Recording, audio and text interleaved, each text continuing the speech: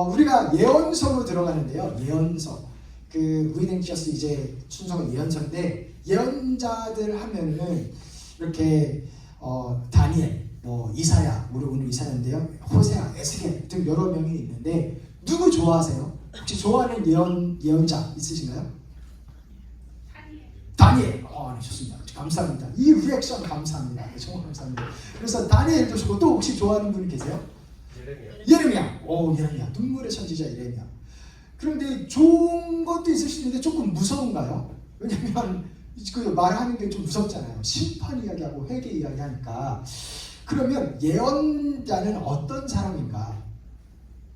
미래를 예측하는 사람인데요. 맞는데요. 근데 미래를 예측한다는 게 어떤 걸까? 로또 번호 알아가지고 로또 번호 뭐예요? 우리는 알려주는 사람인가? 예언자, 프로페트에 관해서 하나의 좀 에피소드가 있습니다. 우리 한번 보고 이야기 나누겠습니다. Mr. Bezos, can you even spell profit? 아마존이 계속 적자를 내자 사람들은 이익이라는 단어 스펠링은 아니라며 믿고 왔다는데요. 그의 답변을 들은 진행자는 갈문이 많겠습니다. You know, when you started Amazon, that was a business that had to scale, and you had to see the scale to work. I remember for years I would be writing about when you were losing money left, right, and center. Everyone thought this whole thing was crazy, and We lost money for 11 the years. scale that people think, I thought it was insane. Yes. And if you go down to Florida, to Cape Canaveral, and you see the scale of this thing, you say, oh my God, this is insane. Tom Brokaw interviewed me one time about Amazon's losses, and he said, hey, Mr. Bezos, can you even spell profit? And I said, yes, P-R-O-P-H-E-T. 이거는 좀 안 해도 되는데, 그죠? 빠바바. 저 prophet, 이익이란 그 단어는 스펠을 할 수 있냐? 물론 P-R 뭐죠? P-R P-H-E-T 그러니까 prophet 예언 그렇게 대답을 한 거죠. 그쵸? 그 옛날에 예언 아마존이 지금 오늘날의 아마존인 줄 알았으면 거기 투자했죠. 그러니까 미래를 보는 사람인 거죠. 어떻게 보면. 그리고 그걸 make work를 work 하는 사람인 거고 그 베이조스라는 사람은. 그래서 이런 식으로 내 주변에 제프 베이조스 같은 사람이 있으면 얼마나 좋겠어요. 그죠? 미래를 보고 그거에만 집중하면 되니까. 그죠? 엔비디아고 오늘의 엔비디아인 줄 어떻게 알았겠어요? 그랬으면 거기에 했겠죠. 비트코인 너무 나갔네요. 어쨌든 그러니까 그렇게 미래를 볼 줄 알면 현재를 다르게 살 수 있겠죠. 그게 어떻게 보면 예언자의 역할입니다. 그게 예언자의 역할이에요. 그래서 우리 주변에 예언자가 있으면 좋겠는데 있습니다. 뭐냐면 말씀입니다. 말씀. 저 1도 농담하는 게 아니고요. 이게 예언을 담은 말씀이에요. 예언서라고 하잖아요. 우리가 예언서로 들어가는데 이거는 정말 그런 말씀입니다. 그래서 예언자는 어떤 사람일까요? 사람들이 궁금해하는 거를 들려주는 사람일까요? 하나님의 말씀을 들려주는 사람일까요? 하나님의 말씀을 들려주는 거예요. 맞는데요. 하나님은 뭐를 말하냐면 사람들이 궁금한 거를 봐요. 그러니까 두 개가 다 같이 있는 거예요. 예언자는 미래를 말하는 사람일까요? 현재를 말하는 사람일까요? 네, 둘 다. 미래를 말하는 건데요. 미래를 알려주는 이유는 현재에 이렇게 살라고. 그러니까 미래를 알려주면서 구글이 앞으로 잘 나갈 거니까, 그렇죠? 구글에 투자해, 뭐 이런 식으로 미래를 알려주는 거지만 제프 베이조스는 미래를 보고 하는 거지만 그거를 가지고 현재를 살고 있죠. 그겁니다. 마찬가지로 하나님도 미래에 관해서 알려주면서 현재를 잘 살게 하라고 미래를 알고 잘 준비하라고 미래를 알려주는 겁니다. 그걸 알려주는 게 예언자들이고 그래서 여기 보이듯이 예언자는 하나님의 말씀을 전하는 자도 맞는데요. 부르심을 받은 자 하나님께서 불렀어요. 너 일로 와. 그래서 하나님이 말을 주고 너 가. 부르심을 받고 또 보냄을 받은 자가 선지자예요. 그게 선지자입니다. 하나님의 주는 말을 하게 하려고. 그런 면에서 우리가 오늘 설교를 부르심, 보냄을 받은 보내심 그 두 가지로 좀 보려고 하는데요. 그게 먼저 부르심. 하나님께서 2025년을 사는 우리들에게 무엇을 말씀하실까? 뭐라고 말씀하실까요? 이거는 사실 몇천 년 전에 지어진 책인데 이거를 통해서 어떻게 2025년의 이야기를 들을 수 있을까? 근데 뭐냐면 그 이야기를 하기 위해서 이사야라는 예언자가 부르심을 받았을 때를 좀 이야기를 하려고 해요. 이거는 이사야라는 한 개인한테 주는 말이기도 하지만 성경으로 지어졌으니까 우리 모두에게 주는 이야기이기도 합니다. 아멘? 다시 한번 아멘? 그 기대가 있어야 돼요. 사실 정말 나한테 2025년에 뭐라고 말할 건가? 2025년 7월 20일 날 하나님은 할 말이 분명히 있는 분인데 뭐라고 말씀하실까? 이거에 대한 배경은 이겁니다. 우리 같이 한번 읽어보겠습니다. 우시야 왕이 죽던 해, 이게 배경이에요. 배경. 우시야라는 왕이 죽었어요. 우시야는 어떤 왕이냐면 북이스라엘 남유다 있을 때 남유다의 왕인데 52년을 다스렸어요. 대단하죠. 52년 동안 왕으로서 있었어. 그럼 그때 하필 그리고 그 우시야가 되게 하나님한테 말씀을 잘 순종하는 좋은 왕 중에 한 명이었거든요. 몇 안 되는. 그래서 하나님이 그의 순종과 하나님을 향한 헌신을 보시고 나라를 강성하게 하셨어요. 근데 이제 남유다라는 이 나라가 있는데 그때 패권은, 이 세상의 패권은 누구한테 있었냐면 아시리아, 아수르라고 표현하는 아시리아, 그 유명한 아시리아, 바벨론 전에 있었던 그 제국 아시리아, 거긴데요. 거기가 막 패권이 있었는데 하필 거기가 집안 싸움이 있었던 거예요. 막 자기들끼리 속에서 싸움이 있어가지고 밖으로 정복하러 못 다닌 거예요. 그러다 보니까 여기서 안에서 막 지지고 볶고 싸우니까 그 사이에 우시야는 52년 동안 막 다스리면서 나라가 커졌어요. 경제도 막 부흥이 됐어요. 군대도 막 30만, 그 당시에 30만 대군을 막 이뤘어요. 그러니까 되게 잘 나갔는데, 그런데 그 잘 나갈 때 실수를 했는데 뭐냐면요, 우시야 왕이 교만해져가지고 해서는 안 될 일을 했어요. 뭐냐면 왕이 있고 제사장이 있는데 제사장이 할 일을 여기가 한 거예요. 그래서 하나님이 쳤습니다. 교만해진 거예요. 자기의 선을 못 지킨 거죠. 그래서 하나님이 하지 말라고 한 것을 했고, 그래서 쳐서 문둥병, 나병이 걸렸고, 그래서 그러다가 결국에는 지금 보시다시피 죽은 거예요. 근데 하필 이때 또 아시리아가 집안 싸움이 다 끝났어요. 그래가지고 주변에 하나하나 막 정복하고 당겨요. 그리고 또 어떤 일이 있었냐면, 지금 이사야라는 선지자 입장에서는 오랫동안 다스리던 왕이 죽었죠. 아시리아라는 그런 나라가 제국이 막 쳐들어오려고 그러죠. 근데 하나 더 일이 일어났는데 그게 뭐냐면 이제 북이스라엘이 있고 남유다가 있는데 북이스라엘이라는 나라가 여기도 좀 난리 났거든요. 좀 아시리아가 쳐들어오니까. 여기가 아람이라는, 오늘날의 시리아입니다. 시리아. 지금 시리아 내전 다시 이스라엘이랑 싸우고 있죠. 그 시리아랑 위에 있는 형제 나라가 편먹고 아시리아한테 막 이렇게 대적하려고 한 거예요. 그러면서 우리가 편먹었고 이제 아시리아한테 대항해서 우리가 싸우려고 그래. 그래서 남유다야, 너네도 우리 편에 들어와. 이렇게 한 거예요. 동맹을 맺자 한 거예요. 근데 사실 동맹을 맺어도 이 강한 아시리아를 이길 거라는 보장도 없고 오히려 더 혼날 수 있죠. 괜히 건드렸다가. 근데 또 설상가상으로 만약에 남유다가, 저 우시야가 있는 이 나라가 여기에 같이 조인 안 하겠다고 하면 오히려 여기네가 북이스라엘하고 시리아가 오히려 여기를 쳐들어올 심산인 거예요. 그러니까 이러지도 못하고 저러지도 못하고 막 엄청납니다. 내우 외환 뭐든 엄청납니다 지금. 그때 왕이 죽었어요. 미치겠는 거죠. 절망의 낭떠러지를 떨어졌습니다. 근데 그때 무슨 일이 일어났냐면, 같이 한번 읽어보겠습니다. 우시야 왕이 죽던 해에 나는 높이 들린 보좌에 앉아 계시는 주님을 배웠는데 그의 옷자락이 성전에 가득 차 있었다. 상황은 완전 최악인데 그때 하나님을 만난 겁니다.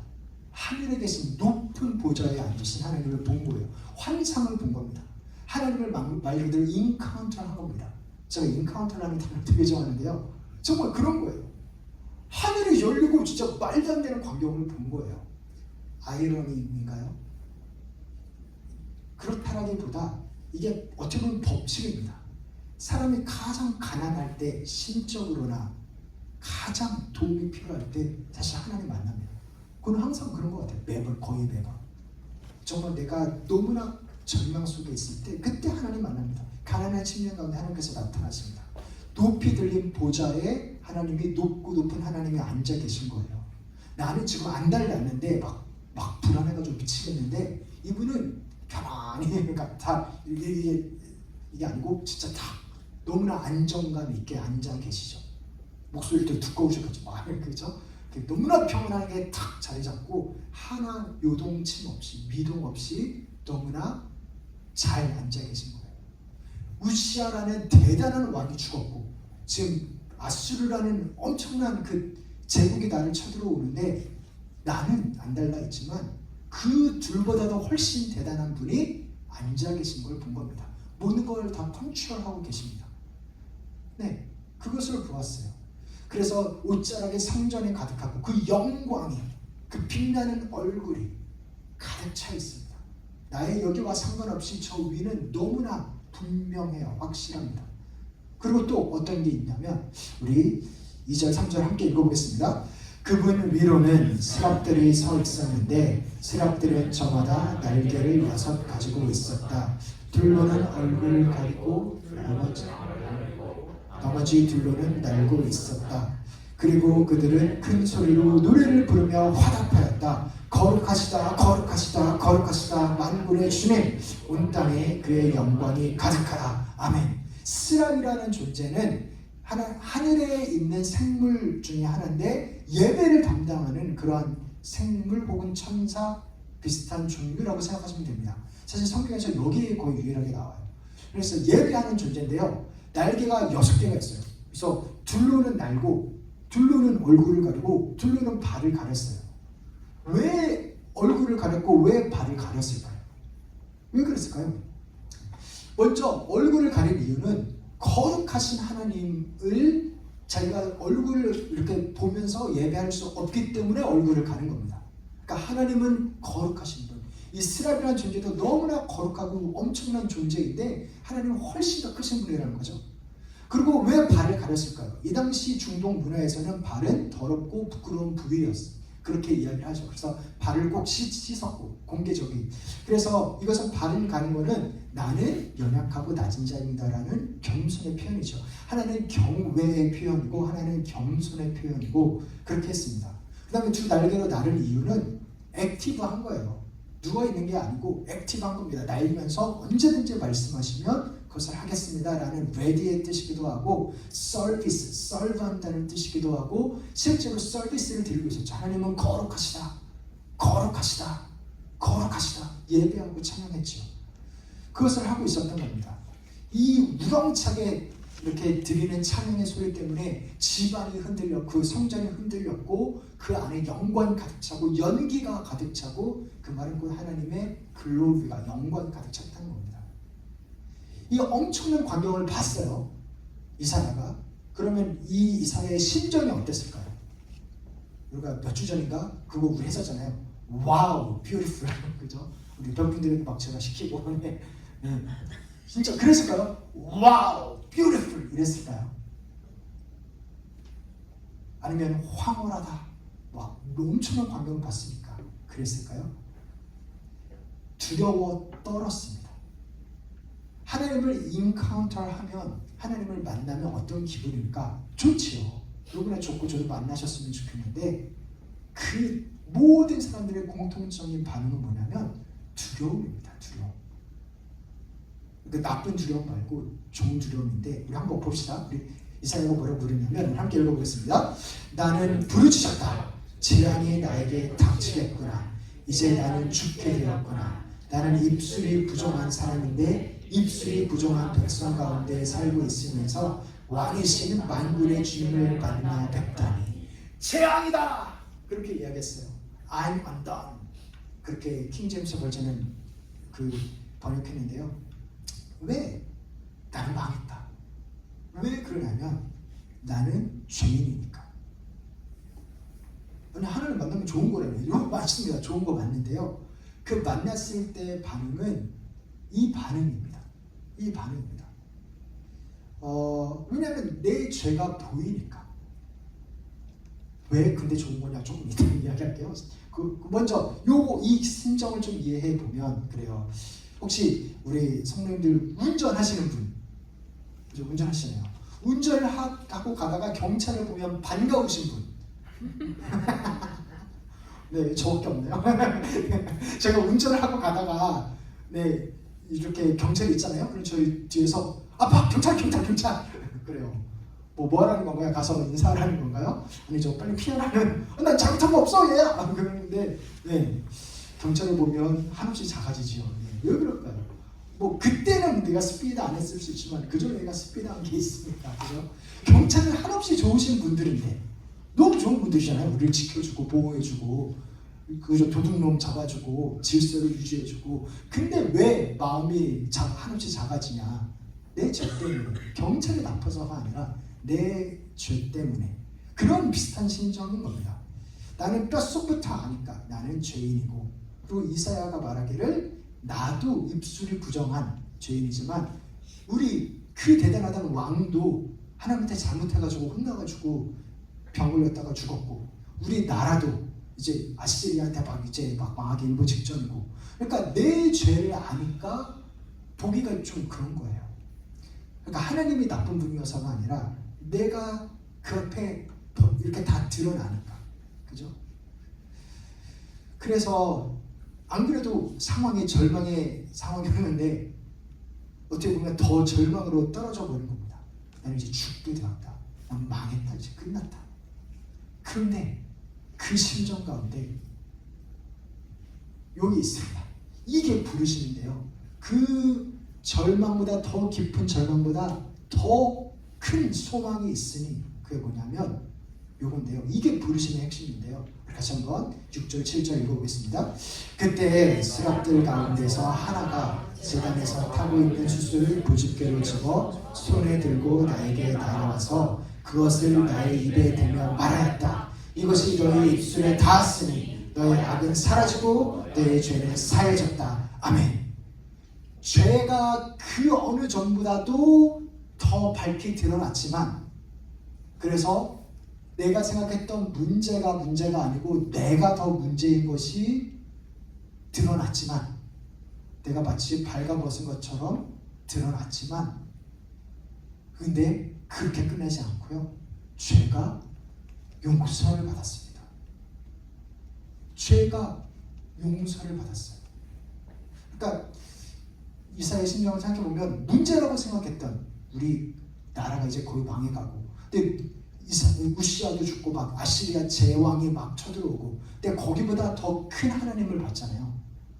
근데 또 마찬가지로 내가 문제라고 생각했던 나의 죄, 뭐 나라고 다른 사람들보다 더 잘났나, 그것도 아닌 나의 죄를 봤는데 이 죄보다도 더 큰 하나님의 용서를 본 겁니다. 이게 부르심이고 이게 하나님과 만나는 겁니다. 하나님을 만난다는 것은 그 은혜를 만나는 거예요.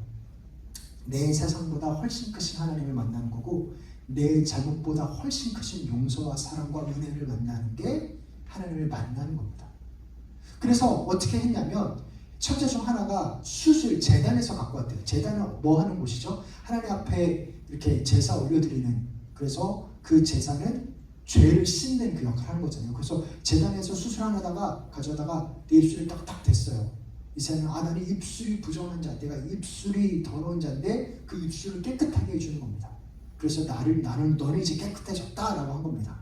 죄인이 거룩하신 하나님 앞에 섰는데 죽기보다 살아나고 오히려 깨끗하게 됨을 받은 겁니다. 문제보다 크신 하나님, 죄보다 크신 하나님을 만난 겁니다. 그래서 하나님께서 이 용서와 이 자유를 주시는 겁니다. 사랑하는 성도 여러분, 이런 장면을 보통 교회 용어로 회심, 컨버전 그렇게 이야기하는데요. 회심, 그 회심이 사실은 하나님의 부르심입니다. 하나님께서 부르는 거예요. 내가 너를 사랑한다는 것을 알려주고 너의 죄가 너를 망치지 못한다는 걸 알려주는 거고, 나의 사랑은 너의 죄보다 훨씬 크다는 걸 보여주고 이 세상보다 내가 더 크다는 걸 보여주고, 그렇게 그 말씀은 우리를 부르시는 겁니다. 하나님 사랑에 머물라는, 하나님과 동행하자는. 그런데요, 이 부르심은 곧 보내심이기도 합니다. 왜냐하면 이 사건이 딱 일어나자마자 이사야가 뭐라고 어떤 장면이 이어지냐면 우리 같이 한번 읽어보겠습니다. 그때 나는 주님께서 말씀하시는 음성을 들었다. 내가 누구를 보낼까? 누가 우리를 대신하여 갈 것인가? 내가 아뢰었다. 제가 여기에 있습니다. 저를 보내주십시오. Here I am, send me. 내가 여기 있습니다. 나를 보내주십시오. 그러니까 하나님을 만난 자는요 이런 말을 해요. 내가 여기 있어요. 저를 보내주세요.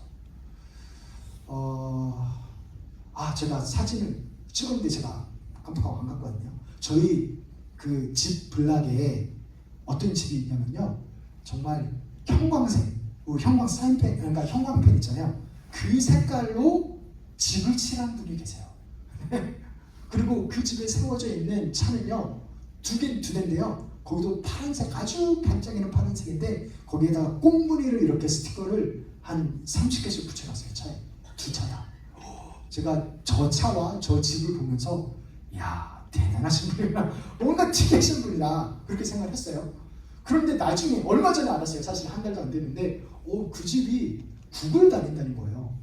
사람이 달라 보이더라고요. 이거는 리얼한 게 아니라 크리에이티브한 걸 수도 있겠구나. 구글이라니까, 그죠? 구글, 제프 베이조스가 부르면 안 갈 사람이 몇이나 될까요? 물론 안 가실 분들도 있을 수 있지만, 그렇죠? 제프 베이조스가 구글이 부르면 대부분은 가지 않겠어요. 근데 진짜 하나님의 부르심을 받으면 어떨까요?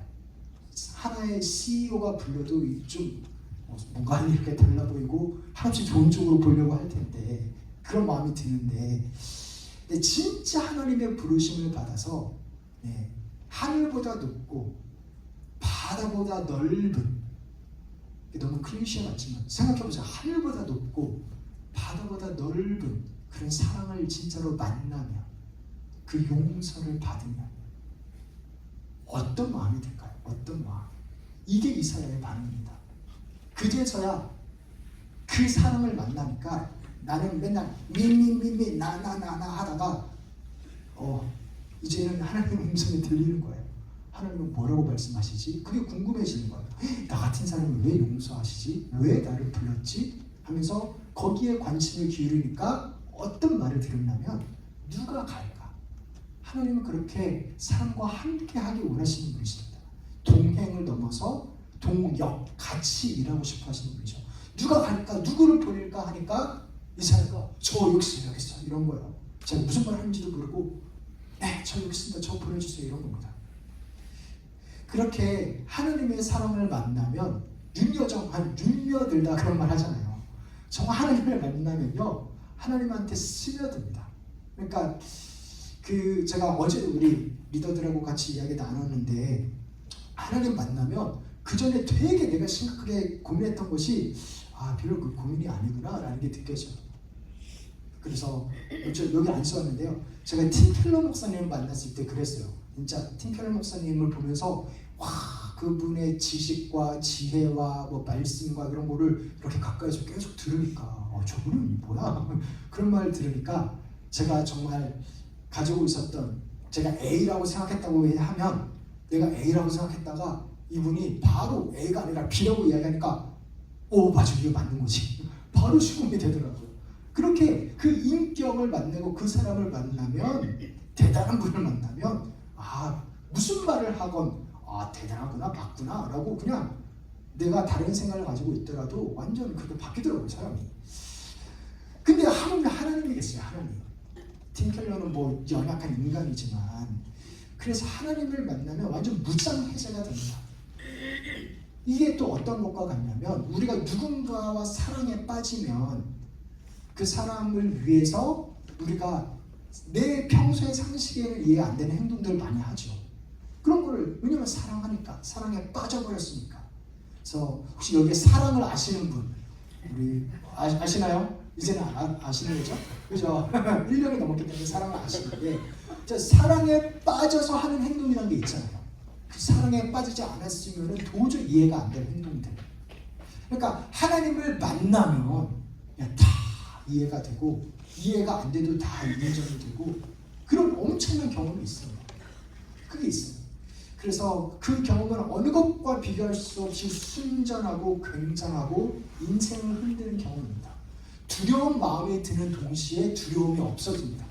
왜냐면 이분이 내 편이니까. 이분은 좀 무섭지만 가까이 하려면 내가 죄가 많아서. 그럼 이분이 내 편이면 두려울 게 없죠. 그리고 또한 따스한 동시에 등골이 서립니다. 정말 기도하다 보면 등골이 서릴 때가 있어요. 뭔가 진짜 다른 존재를 인카운터 했다라는 느낌이 들면서. 그러한 것들, 그렇게 하나님께서 정말 진하게 만나고 싶어 하시는데, 그렇게 만나면 보내시는데요. 어디로 보내냐면,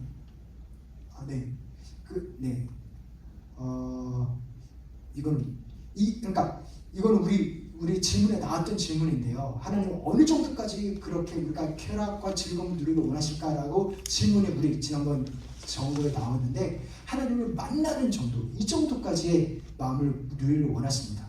그런데 그러면 이제 보내시는데 어디로 보내시냐면 여전히 죄 때문에 고생하고 있는 사람들한테 보내세요. 이사야의 마음처럼. 그래서 미래를 들려주고 싶어하는 그분에게 보내십니다.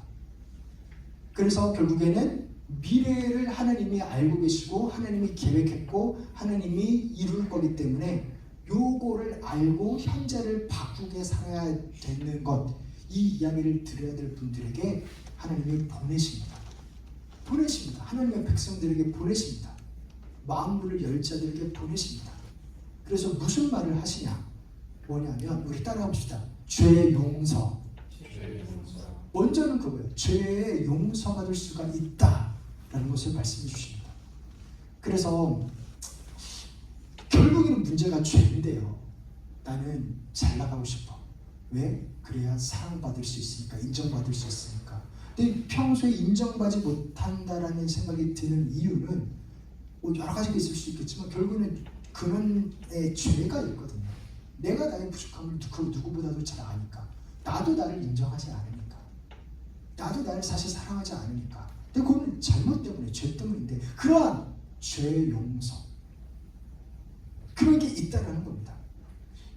그리고 결국에는 이 죄라는 놈이 문제인데, 왜냐하면 혼나고 있잖아요. 우시아 왕도 혼났고 여기도 죄 때문에 불안해하고 있고, 그거는 죄란 그 하나님 죄를 왜 줘가지고 우리에게 죄책감을 주게 하냐, 그런 게 아니고요.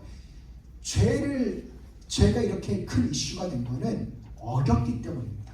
그러니까 이거를 우리가 이해하는 게 되게 중요한데요. 뭐냐면 하나님께서는 심판을 하시고 예언자들은 심판을 말하는 자들인데 그 심판을 말하는 걸 좋아하지 않아요. 하도 말을 안 들으니까 이제 심판을 말하는 거예요. 근데 이 심판은 어디에 달렸냐? 내가 뭐 잘못한 거 하나도 없는데 갑자기 와가지고 하나님이 너 잘못했지 혼내는 게 아니고요. 계약을 했었어요. 쉽게 말하면 계약이고, 성경적인 용어로는 언약이 있었습니다. 언약. 하나님과 이스라엘 백성 가운데 언약. 신명기 우리 다 읽으셨을 텐데 언약했어요. 이렇게 하면 너희가 복받고 이렇게 하면 저주를 받을 거다라는 약속을 했어요. 근데 그걸 어긴 것 때문에 심판이 있는 거지. 근데 그것도 참고 사람들을 보내고 왕을 보내고 얼르고 설레고 달려다가 도저히 안 되니까 이런 심판을 말씀하시는 거지. 그러니까 근거가 언약이라고요. 언약이 얼만큼 중요하냐. 우리 결혼할 때 그 이야기 하잖아요. 서로한테 약속하면서 검은 머리 파뿌리 들어고 서로 사랑하겠다. 그렇게 약속을 했는데 만약에 남편이 혹은 만약에 아내가 그 약속을 안 지켜요. 막 한눈 팔고 바람 펴요. 그것 때문에 상대방의 배우자가 너 그러면 안 되지! 라고 말하면 이분의 정죄를 하는 건가요? 이분이 잘못하고 있는 거예요? 아니죠. 맺은 언약이 있는데 약속대로 안 하면은 뭐라고 해야 되는 게 맞는 거죠. 그런 것과 같은 겁니다. 그래서 하나님 이스라엘 백성과 그렇게 I am yours, you are mine, 그러한 언약을 맺었는데 이스라엘 백성들이 계속 죄를 짓고 하나님께 반항하고 하나님을 떠났는데, 그래서 결국에는 말을 안 들어서 나라가 망하는 시점까지 왔어요. 그 시점에서 하나님께서 예언을 하십니다. 미래를 알려주십니다. 그 미래를 알려주는 게 뭐냐면요. 볼까요? 어떻게 볼까요? 네. 중요한 거니까 제가 뜸들일 겁니다. 봅시다. 함께 읽어보겠습니다. 주민의 10분의 1이 아직 그곳에 남는다 해도 그들도 다 불에 타 죽을 것이다. 그러나 밤나무나 상수리 나무가 잘릴 때에 그루터기는 남듯이 거룩한 씨는 남아서 그 땅에서 그루터기가 될 것이다. 심판을 말하는데요. 그러나 구원도 있다 말합니다. 심판이 없지 않은데요. 구원도 있어요. 그럼 이 이야기를 알려주는 것, 그러니까 거룩한 씨, 그루터기, 잘리나 뿌리채 뽑힌 게 아니고 남아있는 게 있고 거룩한 씨가 그가 구원자로 오실 것이다. 그래서 이사야 전체는 그 하나님의 종 메시아에 관한 이 내용으로 가득 차거든요. 그럼 이 이야기를 왜 들려줄까요? 그러니까 이 앞에는 13절이니까 앞에 9절부터 12절을 계속 혼내는 이야기거든요. 사실 심판에 관한 이야기인데, 그러면 하나님이 스트레스 풀려고 너 잘못했어, 너 잘못했어, 너 잘못했어 이렇게 이야기하는 걸까요? 아니면은 너 지금 고쳐야 살아 이 이야기는 하는 걸까요? 고쳐야 산다라는 이야기를 하는 거예요. 그 이야기를 하는 겁니다. 심판을 말하면서 겁주려는 게 아니고 심판이 반드시 있을 거니까 너 지금 잘 행동해서 살아라 라는 것을 말하는 거죠. 그러니까 미래를 말해주는 것은 협박하는 게 아니고요. 현재의 너가 할 수 있을 때 잘 선택해라 라고 하는 거죠. 그 이야기 하는 겁니다. 미래를 이야기하는 게 아니고 현재를 말하고 있는 겁니다. 구원자가 있다고, 없지 않다고. 그 거룩한 씨, 누가 그루터기인가? 바로 예수님이고, 그것 또한 그 예수님 안에 속한 우리들을 이야기하는 겁니다. 이게 뭐 과거에 끝난 이야기가 아니라 우리 이야기인데요. 그러니까 이러한 너는 거룩한 씨에 속한 자야. 너는 그루터기야. 업루트 돼서 뽑혀서 죽을 존재가 아니고 너는 이 시기를 견디고 결국에는 열매를 맺을 자야라는 그런 정체성을 알려주는 말이기도 합니다. 그러니까 이게 어떤 거냐면요. 갑자기 부르심, 보내심 하다가 정체성 하니까 이상한 말 하는 것 같아 보일 수 있지만 그게 아니라요. 미래를 알아야 비로소 내가 현재를 잘 살 수 있듯이 하나님이 어떤 계획을 가지고 하나님이 나를 어떻게 생각하시는지를 알아야 비로소 내가 진짜 정체성을 발견할 수 있습니다. 이 말 하고 싶은 거예요. 미래를 모르고 미래는 이렇게 될까? 미래는 저렇게 될까? 하고 있으면 미래는 요건데 내가 이상하게 준비하고 이상하게 다른 데 신경 쓰면서 살 수 있잖아요. 마찬가지로 나는 이런 사람일까? 나는 저런 사람일까? 근데 하나님이 이런 사람이라고 했는데 그거를 알아야 내가 진짜 정체성으로 이렇게 하지 않고 살 수 있다고. 그러니까 이게 어떤 거냐면 지난 설교 모임 때 우리가 그 간증을 준비하면서 서로 이렇게 나눴거든요. 우리가 기회가 있을 때 이런 말로 우리 아이들하고 어머니들이랑 대화하자 준비했는데 그때 공통적으로 나왔던 이야기가 그거였어요. 공부가 되게 중요했다. 어려서부터 미국에 와서 유학 생활을 하면서 그리고 이민 생활을 하면서 나는 공부로 나를 증명했어야 했다. 그 이야기를 나눴어요. 그러면서 저도 이야기를 나눴죠. 저도 저는 한국에서 다 대학교 마치고 군대까지 갔다 왔는데 저도 한국 분위기니까 공부. 그래서 제가 원하는 학교가 있었는데요. 그걸 못 들어가가지고요. 근데 제가 고등학교는 꽤 공부를 그 동네에서는 잘했어요. 자, 빨리 아멘 하세요. 네, 그래가지고 제가 뭐 그런 좋은 학교를 쓸 수 있었는데 결국 어떻게 결론적으로는 못 갔어요. 그래가지고 제가 그래서 대학교 다니면서 루저라고 나 스스로 나는 쓰레기야, 나는 루저. 뭐 그러면서 진짜 그러면서 생각을 했었어요. 그래가지고 1학년 때는 재수하려고 시간을 남들 다 놀 때 저희 재수를 열심히 하지 않았지만 그래도 원래 대학교 가면 놀아야 되는 거죠, 그죠? 아멘. 근데 저는 늘 마음껏 놀지도 못하고 재수 막 이렇게 끄적끄적대고 2학년 때는 편입하겠다고 다른 학교로 들어가겠다고 막 편입 학원 다니고 다들 놀 때 막 그랬거든요. 이제 3학년 때부터는 ROTC 해가지고 그냥 열심히 다녔는데요. 그랬어요. 그렇게 내 정체성에 관해서 내 삶이 무엇인가에 관해서 되게 이렇게 나락으로 떨어져 있을 때 기도 가운데 또 어떤 선배와 대화 가운데 알려준 게 있는데 그게 저한테 정말 큰 도움이 됐거든요. 정체성 확립에 뭐냐면 정체성에 관한 건데 그게 어떤 거냐면 저는 거울 비유라고 그렇게 이야기해 왔는데 뭐냐면 거울. 나는 나의 정체성을 어떻게 보냐? 나 스스로 나를 보지를 못해요. 그죠? 자기 자기 얼굴 자기 볼 수 있는 사람, 뭐 이렇게 몸은 볼 수 있지만 얼굴은 못 보잖아요. 나는 나의 아이덴티티를 보통 사람들은 어떻게 발견하냐? 거울에 비춰서 보여주는 대로 나는 지금 이렇구나. 그래서 만약에 여기를 좀 닦아야 될 것 같으면 요거는 닦아버리고, 그죠? 여기를 좀 더 메이크업 해야 되나? 어쨌든 나의 좋은 거는 이거고 부족한 거는 이거구나 하면서, 그러면서 자기의 정체성을 이렇게 찾아가고 개발시키고 그렇게 하지요. 그래서 그게 보통은 그래요. 어렸을 때는 부모님입니다. 그게 부모님이 아이고 착해라, 아니면 부모님이 이건 아니야 라고 하면은 이건 아닌가 보다. 이게 맞다 그럼 이건 맞는가 보다. 그래서 나는 엄마한테 착한 애야, 아니면 아빠한테 칭찬받는 애야. 그러니까 부모님의 반응에 따라서 나의 정체성을 찾아가죠. 어렸을 때는 그러다가요, 사춘기 그 정도 되면은 부모님에서 그게 확 친구로 바뀝니다. 그 이너 서클, 아니면 친구한테 내가 인기가 있나 없나, 친구가 나를 어떻게 바라보나, 그게 되게 중요해지죠. 그래서 쿨하고 막, 그죠? 뭐 그러려고 친구 이렇게 하다가 좀 더 나이가 들고 뭐 대학교 갈 때가 되면은 성공, 사회라는 곳에서 뭐를 성공이라 말하나 그런 걸 듣게 되니까, 그래서 어느 대학 가려고 그러고 어떤 직업 가지려고 그러고, 그래서 어떤 과를 선택하고, 저는 그래서 경영학과를 갔어요. 돈 벌려고. 네, 돈 잘 번다 그러죠. 근데 문제는 뭐냐면 바뀐다는 겁니다. 거울이 잘못됐습니다. 문제죠. 이런 거울 있잖아요. 이런 거울. 이제 이런 거 있잖아요. 얼굴 막 이상하게 생기게 보여주는 거울. 여기에 맞춰가지고 나는 뭐 코가 없어 막 그러면은 나 코 있는데, 코가 없는 것처럼 스스로 생각하고 막 코를 그려 넣으면 안 되는 거잖아요. 그러니까 거울이 잘못되면 낭패라고 해요. 거울이 온전한 거울이어야 되는데, 그리고 거울이 변하면 낭패입니다. 부모님의 기대도 바뀔 수 있죠. 어렸을 때 나를 향한 기대와 나이가 좀 더 들어서 나를 향한 기대가 다르지요.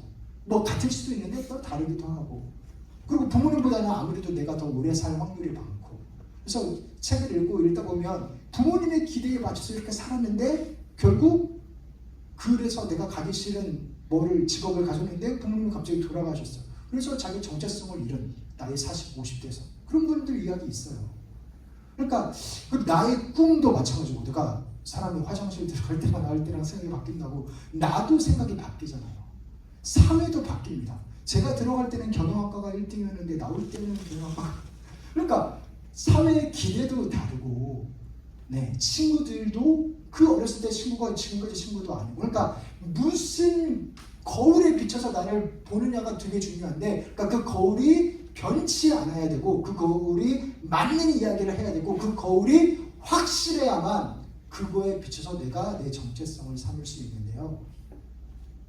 그는 하나님밖에 없습니다. 그게 저의 결론이었어요. 기도하면서 또 선배랑 대화하면서. 왜냐면 여기가 변치 않아야 요거에 맞춰서 살죠. 여기가 나한테 이야기해 주는 거를 가지고 살죠. 이게 예언하고도 연결이 돼요. 미래에 대한 예언을 하나님이 확실히 해줬다니까요. 그럼 그거에 맞춰서 내가 준비하면서 살아가는 게 맞는 거죠. 이건 안 바뀔 거니까. 하나님은 확실한 분이니까. 내 정체성도 하나님이 말하는 정체성. 너는 내 아들이다. 내가 너를 사랑한다. 이러면 하나님한테 사랑받으려고 막 이러고 다니지 않아도 되는 거예요. 적어도 그거는. 그리고 나는 너를 향한 계획이 있다. 하나님은 가지고 있는 계획이 있는데 그것을 혼자 하지 않고 우리를 통하여 하고 싶어 하신다. 더 구체적으로 하나님의 한 분 한 분을 향한 계획이 있으시고요. 그 하나님을 만난 것. 일단은 너 괜찮다. 너는 죄인 아니다. 너는 나의 아들이다. 딸이다. 말하는 것. 그게 부르심이에요. 부르심. 회심. 부르심. 그리고는 보내는 거죠. 무엇을 향해서? 확정된 미래. 그걸 소위 말하는 하나님 나라라고 하는데요. 하나님의 우리 그걸로 치면 에덴 동산을 다시 회복하는 것. 그것에 우리를 부르십니다. 보내십니다. 나의 역할의 그 자리에. 그래서 미래를 아는 하나님이 말해주는 현재의 귀를 기울이는 게 지혜입니다. 그게 정체성을 찾는 겁니다. 그 정체성이 뭐냐면요. 오늘 설교의 제목이 뭐죠? 뭘까요? We are the sent. 우리는 보냄을 받은 자라는 겁니다. 그게 하나님이 알려주는 정체성입니다. 그거. 이제 하나님의 말씀만 세 구절만 읽고 우리 마칠게요. 우리 같이 한번 이사야 우리 같이 한번 읽어보겠습니다. 나는 너희가 생각하는 방식으로 생각하지 않는다. 나는 너희가 일하는 방식으로 일하지 않는다. 하나님의 보고다. 하늘이 땅보다 높은 것처럼 내가 일하는 방식은 너희의 방식을 초월하며 내가 생각하는 방식은 너희의 방식을 뛰어넘는다. 네, 크신 하나님. 그 하나님이 그러면 나를 향해 어떤 생각을 하고 계신가? 우리 또 읽어보겠습니다. 하나님의 말씀이다. 나는 내가 할 일을 안다. 그 일을 계획한 이가 바로 나다. 나는 너희를 돌보기 위해 계획을 세웠다. 너희를 포기하려는 계획이 아니라 너희가 꿈꾸는 내일을 주는 계획이다. 그러면서 하나님의 열심히 이를 이루시리라 말씀하십니다. 그러면 그게 그 계획이 뭔데? 내용이 뭔데? 우리 또 읽어보겠습니다. 예수께서 다시 그들에게 말씀하셨다. 너희에게 평화가 있기를 빈다. 아버지께서 나를 보내신 것 같이 나도 너희를 보낸다. 이렇게 말씀하신 다음에 그들에게 숨을 불어넣으시고 말씀하셨다. 성령을 받아라. 너희가 누구의 죄인지 용서해주면 그 죄가 용서될 것이요 용서해주지 않으면 그대로 남아있을 것이다. 아멘. 하나님이 예수님을 보낸 것처럼 예수님도 우리를 보낸대요. 뭐 어떤 메시지를 주려고? 용서. 용서 이야기하잖아요. 하나님이 우리한테 예수님을 보내서 주신 메시지는 용서죠. 우리가 죄에서 구원받을 수 있다.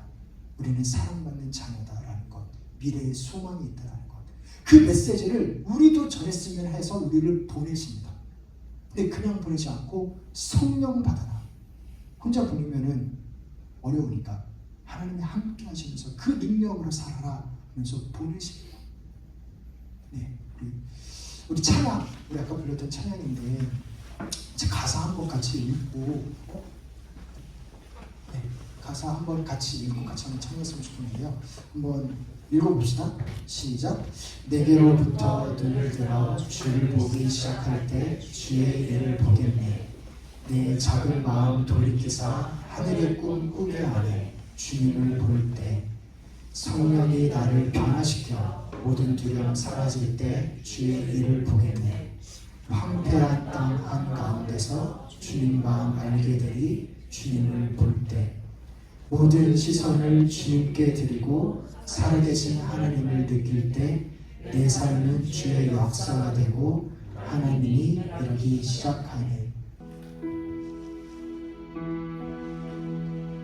내게로부터 눈을 들어 내게로부터 눈을 들어 주를 보기 시작할 때 주의 일을 보겠네. 내 작은 마음 돌이키사 하늘의 꿈꾸게 하네. 주님을 볼 때 성령이 나를 변화시켜 성령이 나를 변화시켜 모든 두려움 사라질 때 주의 일을 보겠네. 황폐한 땅 한가운데서 황폐한 땅 한가운데서 주님 마음 알게 되리. 주님을 볼 때 모든 시선을 주님께 드리고 살아계신 하나님을 느낄 때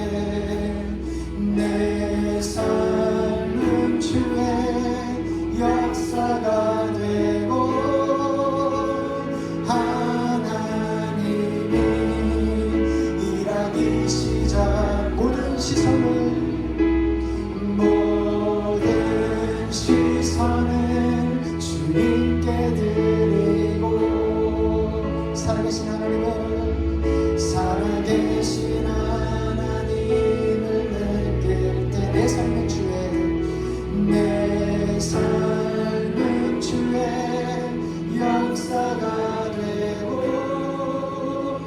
하나님이 일하기 시작하리